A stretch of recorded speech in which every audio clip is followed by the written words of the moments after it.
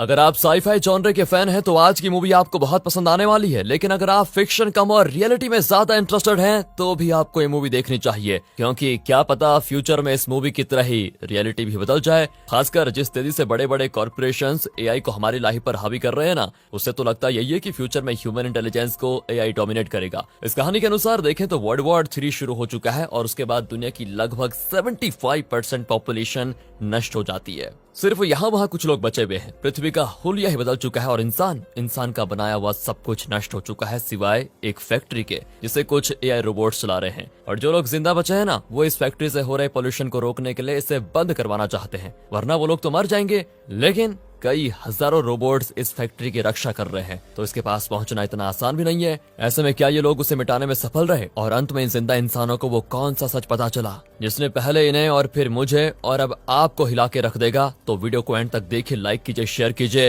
Welcome dear rockets, कैसे हैं आप सभी? चलते हैं इस माइंड ब्लोइंग मूवी के अंदर जिसका नाम है आउट ऑफ फैक्ट। मूवी की शुरुआत में एमिली को दिखाते हैं जो अपनी कार में रेडियो न्यूज सुनते हुए जा रही है। दरअसल वर्ल्ड वॉर 3 शुरू हो चुका है। एमिली देखती है कि एक न्यूक्लियर मिसाइल उसके ऊपर से उड़कर दूसरी सिटी पर जाकर गिर जाता है, जिससे वो पूरी सिटी तबाह हो जाती है। लेकिन उतनी दूर से शॉक वेव्स निकलकर एमिली की ओर आते हैं और तब एमिली चौंक कर उठ जाती है।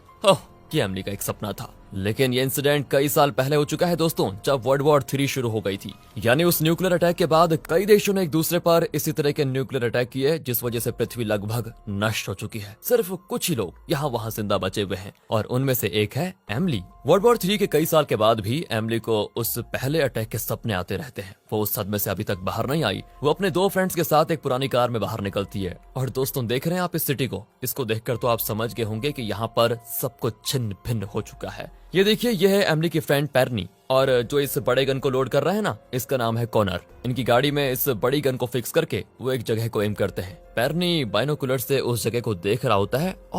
और तभी वहां पर एक बहुत बड़ा ड्रोन कुछ प्रोडक्ट्स को डिलीवर करने आता है। ये लोग उस ड्रोन को शूट कर देते हैं, लेकिन ड्रोन के बजाय वो पार्सल को शूट कर देते हैं, जिस वजह से ड्रोन अलर्ट होकर इनको स्कैन करने लगता है। अब इससे पहले ड्रोन कुछ करे, ये लोग दूसरी बार फिर से फायर करते हैं और इस बार ठीक ड्रोन पर लग जाता है। ड्रोन बिखर कर नीचे गिर पड़ता है। ये तीनों जल्दी से ड्रोन की ओर भागते हैं, क्योंकि इन्हें वो ड्रोन का मदरबोर्ड निकालना है। अब इससे पहले कि इस ड्रोन की तलाश में दूसरे ड्रोन आ जाएं, एमिली उसका मदरबोर्ड निकाल लेती है, जिसे इस ड्रोन का मदरबोर्ड भी कहा जा सकता है। लेकिन प्रॉब्लम यहाँ पर हो जाती है कि ड्रोन का कैमरा अभी भी इनको देख रहा होता है। एमिली स्माइल करके उसका वायर कट कर देती है और यहाँ बताया जाता है कि ये लोग इस मदरबोर्ड को क्यों निकाल रहे हैं। दरअसल वर्ल्ड वॉर 3 के पहले यहाँ पर एक फैक्ट्री लगाई गई थी जिसका नाम था आउट ऑफ फैक्ट। ये एक ऐसी फैक्ट्री है जहाँ कस्टमर की मर्जी की कोई भी चीज, हाँ सेफ्टी पिन से लेकर टॉयज, कार, गन्स, एरोप्लेन तक सब कुछ बनाया जा सकता है। और ये तिलिस्मती काम करती है एक AI technology. Actually customer online पर ऑटोफैक्ट से एक प्रोडक्ट को ऑर्डर करता है और ऑटोफैक्ट के रोबोट्स उस प्रोडक्ट को बनाकर ड्रोन के जरिए उनके पास डिलीवर कर देते हैं। सब बहुत भला चंगा चल रहा था, लेकिन फिर हुआ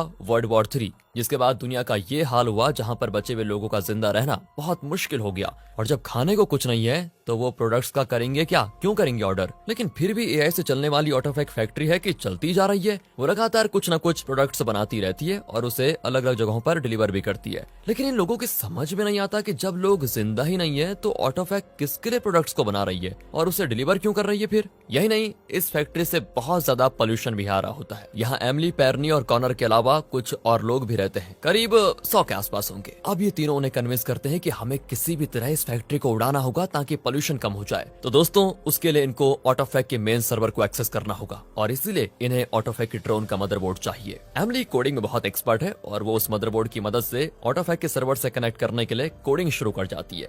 आखिर वो सर्वर से कनेक्ट कर भी लेती है। इसी बीच पेरनी एक मैगजीन को पढ़ रहा होता है कि तभी एमिली अचानक उसको छीन लेती है और कहती है कि ये बहुत इंपॉर्टेंट है, इसे क्यों निकाला तुमने? कहकर वो उस मैगजीन को एक जगह छिपा देती है। पेरनी पूछता है कि महज एक मैगजीन के लिए तुम कुछ ज्यादा रिएक्ट नहीं कर रही हो क्या? पर एमिली कहती है कि अरे पूरी दुनिया मिट चुकी है और ऐसे में मैगजीन की ये आखिरी कॉपी है, इसलिए ये मेरे लिए इंपॉर्टेंट है। दरअसल दोस्तों एमिली ने कुछ ही दिन पहले इस मैगजीन को अपने बुक्स के बीच देखा था। उसमें एक आर्टिकल को पढ़ने के बाद एमिली ने उसको एक जगह सेफ रख लिया था। लेकिन मेन टॉपिक पर आओ। अब इन्हें ऑटोफैक्ट के सर्वर का एक्सेस मिल चुका है, लेकिन ऑटोफैक्ट को मिटाने के लिए इन्हें उसके मेन एआई से कम्युनिकेट करना होगा। अब कॉनर कहता है क्यों ना हम कोई प्रोडक्ट ऑर्डर करें, लेकिन ऑर्डर करेंगे तो ड्रोन डिलीवरी करके चला जाएगा, तो एआई सर्वर से कम्युनिकेट कैसे करेंगे? तब पेरनी कहता है कि हाँ मुझे एक आइडिया आया, हम एआई को मैसेज भेजेंगे कि तुमने प्रोडक्ट्स को जो डिलीवर किया वो पिजल्ट है। पिजल्ट? ऐसा कोई शब्द होता ही नहीं है दोस्तों। पेरनी कहता है नहीं होता ना, तो अब ये शब्द देखकर वहाँ के सारे एआई रोबोट्स अपना सर दीवार पर पटकेंगे कि इसका मतलब क्या होता है। फिर वो अपने एक रोबोट को हमारे पास भेजेंगे ये पूछने के लिए कि इसका मतलब क्या होता है, एंड देन फिर हम उससे करेंगे कम्युनिकेट। एमिली को भी ये आइडिया ठीक लगता है और वो मैसेज भेज देती है, लेकिन यहाँ पर प्रोबेबिलिटी यह है कि इस मैसेज को देखने के बाद एआई या तो मैसेज को इग्नोर कर देगा या फिर इसका मतलब क्लियर करने के लिए इनके पास जरूर आएगा एक रोबोट को भेजकर, या फिर लास्ट ऑप्शन यह होगा कि वो इन्हें खत्म करने के लिए किलर रोबोट्स को भेजेगा। कुछ भी हो सकता है दोस्तों, इसलिए इनको सावधान रहना होगा। अब इतने में एआई सर्वर से रिप्लाई भी आ जाता है कि 24 घंटों के अंदर हमारा कस्टमर सपोर्ट रोबोट आपसे मिलने आएगा ताकि आपकी समस्या का समाधान हम ढूंढ पाए। फिर ये बाकी लोगों को इस बारे में बताते हैं तो वो घबराए जाते हैं कि तुम तीनों ने ये क्या कर दिया, रोबोट्स का दिमाग तो होता नहीं, और अगर रोबोट्स ने आकर हमको मार डाला तो। एमिली समझाती है कि वो सिर्फ पिजल शब्द का अर्थ पूछने आ रहा है ताकि वो अपने प्रोडक्ट्स को बेहतरीन बना पाए। जब रोबोट आएगा तो हम उसे फैक्ट्री के पोल्यूशन के बारे में बताएंगे और तुरंत फैक्ट्री बंद करने को कहेंगे। अब इस पर लोग कहते हैं कि तुम लोग कहोगे और एआई मान जाएगा। वाह, देखो ऐसा है, पागल मत बनो, जैसे तैसे करके जी तो रहे हैं, लेकिन अब तुम लोगों ने हमारी जान को और खतरे में डाल दिया है। अब कॉनर को गुस्सा आ जाता है, वो उन पर चिल्ला पड़ता है कि कम से कम हमने कोशिश तो की है। कई साल पहले वर्ल्ड वॉर 3 हुआ, लेकिन हम लोग अब तक उसके आफ्टर इफेक्ट से निकल नहीं पाए हैं। लेकिन ये ऑटोफैक्ट फैक्ट्री है कि बची कुची हवा को भी और पॉल्यूट कर रहा है। हमें लगा कि कुछ साल में बिना इलेक्ट्रिसिटी का ऑटोफैक्ट बंद हो जाएगा, लेकिन ऐसा हुआ नहीं। पता नहीं क्या है उनके पास। और ये अल्ट्रा एआई सर्वर पृथ्वी के बचे हुए सारे रिसोर्सेज का अंधाधुंध इस्तेमाल करके सब कुछ खत्म कर देगा, सब कुछ मिट्टी में मिला देगा। और पता नहीं बेमतलब के ऐसे प्रोडक्ट्स बना रहा है जिनकी हमें जरूरत ही नहीं है, और उन्हें जबरदस्ती हमारे पास डिलीवर किया जा रहा है। अगर रोबोट से डरकर हाथ पर हाथ धरे बैठ गए ना तो जल्दी सब कुछ इतना पॉल्यूट हो जाएगा कि एक सेकंड में सांस नहीं ले पाओगे। एक बात ध्यान से सुन लो, ऑटोफैक्ट फैक्ट्री को इंसान ने बनाया था, अब उसे मिटाना भी इंसान को ही पड़ेगा। कब तक एआई के कंट्रोल में इंसान जीते रहेंगे हैं बताओ? इसलिए उस रोबोट को आने दो, उसके बाद देखा जाएगा क्या होगा। वेल, यहाँ पर इसका भाषण खत्म होता है तो मीटिंग के बाद एमिली पूछती है अगर उस रोबोट से हमारी बातचीत ठीक नहीं रही तो हमें प्लान भी एग्जीक्यूट करना होगा। हालांकि प्लान भी बहुत ही खतरनाक साबित हो सकता है। उसी रात तेज रोशनी के साथ एक बहुत बड़ा ड्रोन वहाँ पर आता है। कुछ लोग तो डर के मारे गन्स भी लेकर आ जाते हैं। ये ड्रोन एक स्पेसशिप जैसा होता है। ड्रोन की मस्त तरीके से लैंडिंग होती है और अंदर से एक रोबोट आती है जिसका चेहरा बिल्कुल इंसान जैसा होता है। वो धीरे से इनकी ओर आती है और कहती है मेरा नाम एलिस है, हमें एक कंप्लेंट मिला है कि आपको हमारे प्रोडक्ट्स में कोई खामी नजर आई, मैं उसी बारे में जानने के लिए आई हूँ। अब पेरनी और कॉनर उसे अकेले में लेकर जाते हैं। एलिस बताती है कि मैं एक generation 12 human like AI robot हूँ, मैं इसीलिए आई हूँ क्योंकि आपके मैसेज में एक शब्द था पिजर्ड, जिसका हम अर्थ नहीं जानते। उसका मतलब आप बताएंगे क्या? इसके जरिए हम अपनी सर्विस को और भी बेहतर बना पाएंगे। कॉनर और पेरनी कहते हैं कि शायद आपने देखा नहीं कि आपकी फैक्ट्री रोज जो प्रोडक्ट्स डिलीवर करती है उन्हें यहाँ पर कोई नहीं उठाता, फिर भी आप लगातार डिलीवर कर रहे हैं, क्यों? इस पर एलिस कहती है कोई उठाए या ना उठाए, हमारा काम है प्रोडक्ट्स को डिलीवर करना। शायद तुम समझी नहीं एलिस, ऑटोफैक्ट से पृथ्वी पर बहुत ज्यादा पोल्यूशन हो रहा है, ऐसे में तो हम लोग जल्द ही मर जाएंगे। एलिस कहती है फैक्ट्री होगी तो पोल्यूशन भी होगा, ये तो आप लोग भी जानते होंगे। ये फैक्ट्री इंसानों ने तो लगाई है। पेरनी कहता है हाँ लगाई थी, लेकिन अब हमें ऑटोफैक्ट की जरूरत नहीं है, इसलिए तुरंत उसे शट डाउन कर दो। नहीं, ये फैक्ट्री बंद नहीं हो सकती, वो चलती रहेगी चाहे आपको उसकी जरूरत हो या फिर नहीं हो। आपको जो चीज चाहिए हम उसे आपको बना कर दे देंगे, आप बस उन चीजों की डिलीवरी लीजिए और हैप्पी एंड फ्री रहिए। अब ये लोग कहते हैं कि फ्रीडम का मतलब शायद तुम नहीं जानती। हमने कई बार इस जगह से बाहर जाने की कोशिश की है, लेकिन यहाँ से थोड़ी दूर पर ऑटोफैक्ट के रोबोट्स हमको रोक देते हैं और हमें आगे नहीं जाने देते। हाँ, ये बात ठीक है क्योंकि इस इलाके के चारों ओर की जगह हमारी फैक्ट्री को बिलोंग करती है। अच्छा, चारों तरफ तुम्हारी फैक्ट्री की जगह है तो फिर हम बाहर कैसे निकले? बहस मत करो और तुरंत ऑटोफैक्ट को बंद कर दो। लेकिन एलिस अपनी बात पर अड़ी रहती है। अब एमिली समझ जाती है कि बातचीत से तो कुछ होने वाला नहीं है, इसलिए वो प्लान भी शुरू करती है और एलिस की गर्दन पर शॉक लगाकर उसे कर देती है डिसेबल। तो प्लान भी यह है दोस्तों कि एलिस को एमिली के सिस्टम से कनेक्ट करके इसे रीप्रोग्राम करेंगे जिससे कि एलिस इनके कंट्रोल में आ जाए। फिर इसकी मदद से ये लोग ऑटोफैक्ट के अंदर जाकर कुछ पावरफुल बॉम्ब को फिक्स करेंगे और फैक्ट्री को उड़ा देंगे। लेकिन बाकी लोगों को इनका ये तरीका पसंद नहीं आता, वो इनको डांटने लग जाते हैं कि इस रोबोट पर अटैक करके तुमने ठीक नहीं किया, पूरी सेना आएगी हमें मारने के लिए। कॉनर कहता है कि अगर इसे छोड़ दिया ना तब भी अपने साथियों को यहाँ पर जरूर लेकर आएगी। ऑटोफैक्ट को चलाने वाले एआई रोबोट नॉर्मल रोबोट्स की तरह नहीं है, ये बहुत ही इंटेलिजेंट रोबोट्स हैं। ये जानते हैं कि वर्ल्ड वॉर 3 के बाद सिर्फ कुछ इंसान बचे हुए हैं। हम पर अपना कंट्रोल बनाए रखने के लिए ये एआई रोबोट्स हमें यहाँ से बाहर नहीं निकलने दे रहे हैं और कैसे भी करके ऑटोफैक्ट को अब डिस्ट्रॉय करना ही होगा। फिर काफी समझाने के बाद बाकी लोग भी इनकी बात मान जाते हैं। एमिली एलिस की कोडिंग देखती है और उसे फिर से एक्टिवेट करती है। एलिस जाग जाती है और अपना सर पटकने लगती है क्योंकि शॉक लगने की वजह से उसके सर्किट में कोई प्रॉब्लम हो गई थी। एमिली भी तुरंत एक कटर से उसके सर पे कट करके उसे ठीक करने लग जाती है। तभी उसे उस न्यूक्लियर अटैक का इल्यूजन फिर एक बार आ जाता है और अगले इल्यूजन में एमिली बाथरूम में टूटे हुए आने को देख रही होती है। फिर वो एक शेविंग ब्लेड निकालती है। यहाँ इल्यूजन कट और रियलिटी में एमिली कहती है इसकी कोडिंग तो बहुत ही कॉम्प्लिकेटेड है। नॉर्मली रोबोट्स की कोडिंग ऐसी होती है कि किसी सवाल का किसी तरह जवाब देना, लेकिन यहाँ पर ऐसा कुछ भी है नहीं। इसका मतलब यह है कि एलिस इंसानों की तरह सोच समझकर जवाब दे रही है। जब ये किसी सवाल का जवाब सोचेगी तभी हमें कोडिंग में दिखाई देगा। अब बाकी लोग कहते हैं कि जब ये खुद ही सोच समझकर जवाब दे रही है तो फिर कोडिंग चेंज करने में क्या फायदा, लेकिन एमिली कहती है तुम लोग फिक्र मत करो, मैं अपनी तरफ से पूरी कोशिश करती हूँ कुछ न कुछ उपाय निकालने की। इसी बीच एलिस बात भी करने लग जाती है और पूछती है मुझे क्या हुआ। एमिली बताती है कि तुम्हारे सर्किट में एक प्रॉब्लम आ गई थी जिसे मैं ठीक कर रही हूँ। पर एलिस पूछती है अगर सच में ठीक कर रही हो तो मेरी इंटरनल कोडिंग को क्यों देख रही हो, कहीं मेरी कोडिंग चेंज करने की कोशिश तो नहीं कर रही हो। एमिली चौंक जाती है कि ये वाकई में बहुत इंटेलिजेंट रोबोट है। वो कोडिंग चेक करने में लग जाती है, लेकिन एलिस चुप नहीं होती और चबड़ चबड़ चबड़ चबड़ करने लग जाती है। कॉनर भी परेशान होकर कहता है कि अरे कोडिंग बाद में चेंज करना, पहले इस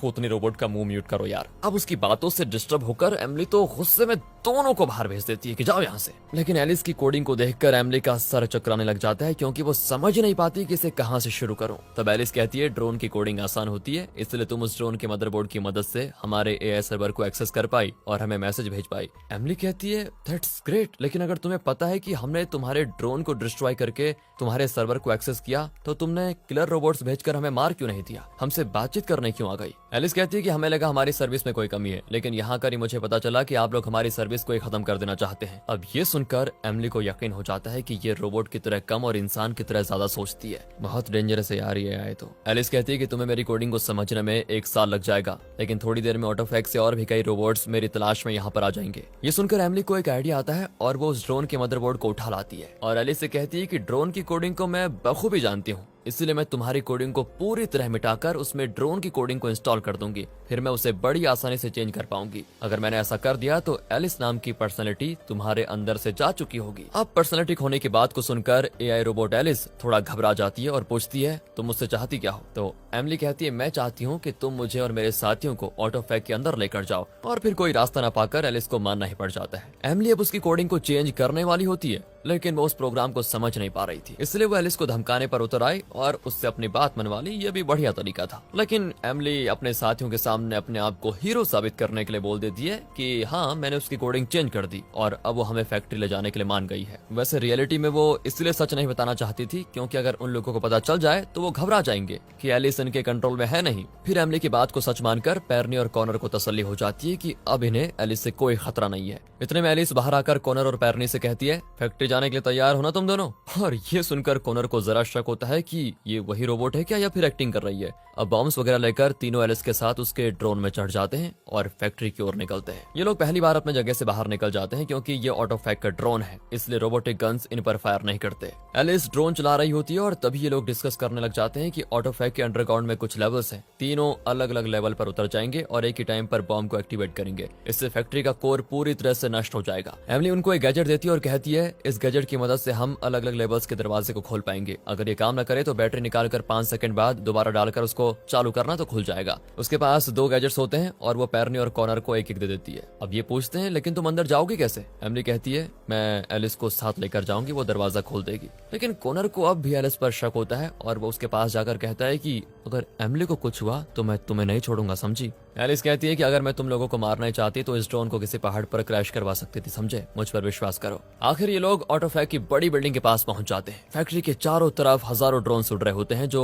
ऑटोफैक में बने प्रोडक्ट्स को डिलीवर कर रहे हैं। फैक्ट्री से इतना ज्यादा धुआं निकलता है कि पृथ्वी का एटमॉस्फेयर बहुत ज्यादा पॉल्यूट हो गया है। अब एलिस ड्रोन को ऑटोफैक के बेसमेंट पर लैंड करती है और लिफ्ट के जरिए चारों अंडरग्राउंड में जा रहे होते हैं। एमिली पेनी और कॉनर को वॉचेस देती है जिसमें वो टाइमर सेट कर सकते हैं। बॉम्ब सेट करने पर इनको टाइमर ऑन करना होगा और कुछ ही मिनटों में इनको सेफ जगह पर जाना भी होगा ताकि फैक्ट्री के ब्लास्ट में ये लोग फंस न जाए। अंडरग्राउंड के पहले फ्लोर पर पेरनी उतर जाता है जहां उसको एक पाइपलाइन को फॉलो करके कोर तक पहुंचना है, वहीं पर उसे बॉम्ब को सेट करना होगा। फिर ये लोग और नीचे जाते हैं और दूसरे लेवल पर कॉनर उतर जाता है। वो एमिली को गन देकर कहता है कि अगर इस रोबोट ने तुम्हें कुछ करने की कोशिश की तो उसे उड़ा देना। एमिली कहती है कि मेरे पास ये देखो ना, ये लोहे का रॉड है, अगर उसने कुछ किया तो उसका सर फोड़ दूंगी, तुम फिक्र मत करो। कॉनर के उतरने के बाद एमिली और एलिस और नीचे जाती हैं तो पहले लेवल पर पेरनी को दिखाते हैं जो उस बड़े पाइपलाइन को फॉलो करके आगे बढ़ रहा होता है, लेकिन उसे लगता है कि कोई उसे फॉलो कर रहा है। और दोस्तों तब हमें पता चलता है कि एक रोबोट उसके पीछे है जो इनविजिबल बन सकता है। पेरनी भी घबराकर भागता है और कोर के दरवाजे के पास पहुंच जाता है। लेकिन एमली का दिया हुआ गैजेट काम नहीं करता और जैसा एमली ने कहा था कि बैटरी निकालकर कुछ सेकंड्स बाद फिर उसे लोड करना तो वो काम करने लग जाता है। इस तरह कोर तक पहुंचने का दरवाजा तो खुल ही जाता है, लेकिन दरवाजे के उस तरफ पैरने को कोई नजर नहीं आता। तब अचानक वो इनविजिबल रोबोट अपने हाथ को चाकू बनाकर पैनिक का सर काट देता है। सेकंड लेवल पर कॉनर को भी इनविजिबल रोबोट फॉलो करने लग जाता है। कॉनर गन तान कर चलाने लग जाता है, लेकिन वो रोबोट कॉनर को मार डालता है। अब बची अकेली एमली और वो भी एलिस के साथ है। एलिस पूछती है कि तुमने अपने फ्रेंड से झूठ क्यों कहा कि तुमने मुझे रिप्रोग्राम किया है। एमली कहती है कि मुझे लगा तुम हमारी मदद जरूर करोगी, तुम रोबोट जरूर हो लेकिन मुझे तुम में इंसानियत नजर आई, इस वजह से मुझे तुम पर विश्वास है। एलिस कहती है ठीक कहती हो तुम, मुझे बनाने का मकसद यही था। दरअसल मेरे ब्रेन में ऑटोफैक की मार्केटिंग हेड एलिस की मेमोरीज हैं, इसलिए मैं उन्हीं की तरह चल फिर सकती हूँ, यहाँ तक कि उनकी तरह सोच भी सकती हूँ। उनके सारे टैलेंट्स मेरे अंदर हैं। अब लिफ्ट एक जगह पर रुक जाती है और एमली एक कमरे में जाने लगती है। वो एलिस से पूछती है कि आखिर ऑटोफैक के मेन एआई का मकसद है क्या। एलिस एमली को चेतावनी देती है कि प्लीज उस कमरे के अंदर मत जाओ, लेकिन एमली नहीं मानती और आगे बढ़ जाती है। वहाँ क्रायोपॉड्स जैसे बॉक्सेस होते हैं जिनमें इंसान जैसे दिखने वाले रोबोट्स को रखा गया है।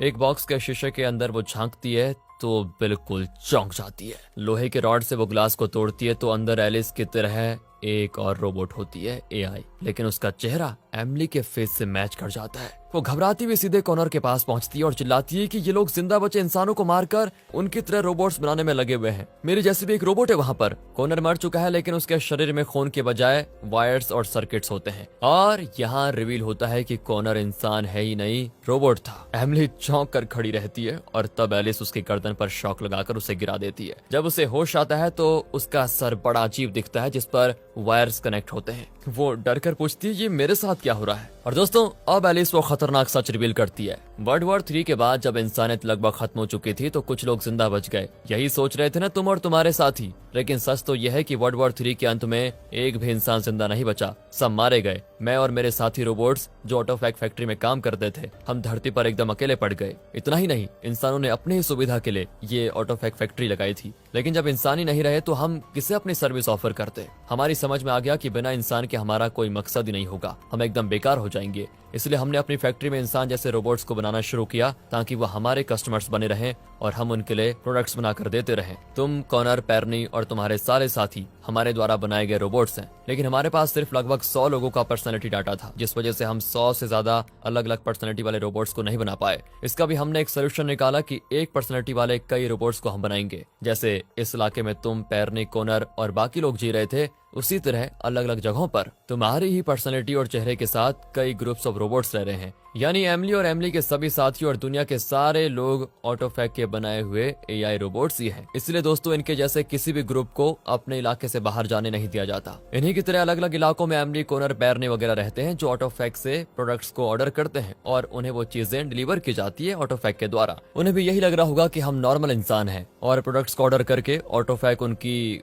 हेल्प कर रहा है, मतलब एक तरफ से। लेकिन जब ऑटोफैक के मेन एआई को पता चला कि इस इलाके के लोग यानी एमली और उसके साथी जिनके बारे में ये पूरी कहानी है, उसने ऑटोफैक के डिलीवर किए हुए प्रोडक्ट्स को छुआ तक नहीं और जहां पर ड्रोन डिलीवर करता था वहां पार्सल पड़े रहते थे ऐसे ही। तो ऑटोफैक को लगा कि इस ग्रुप में कुछ न कुछ गड़बड़ी जरूर है और इसी बारे में जानने के लिए ऑटोफैक ने एलिस को यहाँ पर भेजा। जब कंट्रोल की बात आती है तो इंसान ही नहीं, एआई रोबोट्स भी बगावत पसंद नहीं करते। खैर, इस ग्रुप को रास्ते पर लाने के लिए ही एलिस यहाँ पर आई थी, ना कि अपनी सर्विस को बेहतर बनाने के लिए। यहाँ कर उसे पता चला कि एमली जो खुद एक एआई रोबोट है, उसकी कोडिंग में कोई प्रॉब्लम है जिसकी वजह से वो दूसरों से बिल्कुल अलग बिहेव कर रही है और अपने साथियों को भी ऑटोफैक के खिलाफ भड़का रही है। इसलिए एलिस प्लान करके इन तीनों को ऑटोफैक ले आई। वो एमली से कहती है कि तुम्हारी तरह इस दुनिया में हजारों एमलीज हैं, लेकिन कोई यहाँ तक नहीं पहुँच पाया। अगर तुम्हें लगता है कि ये तुम्हारी खासियत है तो तुम गलत सोच रही हो। असल में तुम्हारी कोडिंग में एक एरर है जिसकी वजह से तुम दूसरों से अलग सोचती हो। मैं उसे ठीक कर रही हूँ, फिर तुम दूसरी एमलीज की तरह बिल्कुल नॉर्मल एआई रोबोट्स की तरह रहोगी। लेकिन जब एलिस उस एरर को करेक्ट करने की कोशिश करती है तो वो रियलाइज करती है कि ये एरर नहीं बल्कि वायरस है जो एमली की कोडिंग में था और अब ऑटोफैक के मेन सर्वर से एमली को कनेक्ट करने की वजह से पूरे सर्वर में ये वायरस फैल चुका है। एलिस की कुछ समझ में नहीं आता कि एमली की प्रोग्रामिंग में वायरस कैसे आया। यहाँ पर एमली बहुत बड़ा सच रिवील करती है। वो कहती है ये वायरस मैंने खुद अपनी कोडिंग में इम्प्लांट किया है। एलिस चौंक कर पूछती है तुम ये कैसे कर सकती हो। तुम तो जानती भी नहीं थी कि तुम रोबोट हो। एमिली बताती है कि 5 साल पहले मुझे पता चल गया था कि मैं इंसान नहीं हूँ। मुझे न्यूक्लियर अटैक के बारे में सपना आता रहता था। सपने में जिस औरत को मैं देखा करती थी वो मेरी ही तरह दिखती थी, लेकिन मुझे यकीन था कि वो मैं नहीं हूँ। उस वक्त मेरी समझ में कुछ नहीं आता था, लेकिन एक दिन बाथरूम में मैंने सर पर ब्लेड से काटा तो मुझे पता चला कि मैं एक रोबोट हूँ। मैं शॉक में थी कि अब तक मैं जो जिंदगी जी रही थी वो सब झूठ था। किसी और की मेमोरीज को मेरे अंदर प्रोग्राम किया गया है। मुझे पता चल गया था, मुझे ये भी पता चल गया कि मैं खुद एक झूठ हूँ, मेरे आसपास के लोग भी झूठ हैं। पर मैंने दूसरों को नहीं बताया, क्योंकि अगर उन्हें पता चल गया कि वो सिर्फ ऑटोफैक की कठपुतलियां हैं तो वो टूट जाएंगे और उनका अपना कोई मकसद होगा ही नहीं जिंदगी में। इसलिए मैं चुप रही। फिर एक दिन अपनी बुक्स के बीच मैंने एक मैगजीन देखी जिसमें मेरी फोटो थी और लिखा था इस औरत ने ऑटोफैक को बनाया था और उसकी मेमोरी और पर्सनालिटी से ही मुझे डिजाइन किया गया था। मतलब मुझमें वो सारी काबिलियत थी जो ऑटोफैक की ओनर एमिली में थी। तब मैंने डिसाइड किया कि अगर मैं इस फैक्ट्री को बना सकती थी तो इसे मिटा भी सकती हूँ। हम रोबोट्स हैं, लेकिन फिर भी हम खुद को इंसान मानते हैं और इंसान की तरफ फ्रीडम चाहते हैं। इसलिए मैंने खुद को और अपने साथियों को ऑटोफैक को मिटाने के लिए कन्विंस किया। मुझे पता था कि मेरी हर कोशिश को रोबोट्स कामयाब नहीं होने देंगे, इसलिए मैंने अपने कोड में एक वायरस प्रोग्राम को इम्प्लांट किया। मैं जानती थी कि तुम मुझे अपने मेन एआई सर्वर से कनेक्ट करोगी और तब ये वायरस सर्वर में फैलकर पूरी फैक्ट्री को नष्ट कर देगा। ना बचेगी फैक्ट्री और ना बचेंगे इसके वर्कर रोबोट्स और डिलीवरी ड्रोन्स भी। और दोस्तों, जैसा एमिली ने प्लान किया था, ऑटोफैक और उसके सारे ड्रोन्स और रोबोट्स काम करना बंद कर देते हैं। लेकिन एमिली और एलिस जैसे कुछ रोबोट्स बंद नहीं होते, क्योंकि वो इंसान की तरह सोच समझने वाले, काम करने वाले generation 12 human like air robots हैं।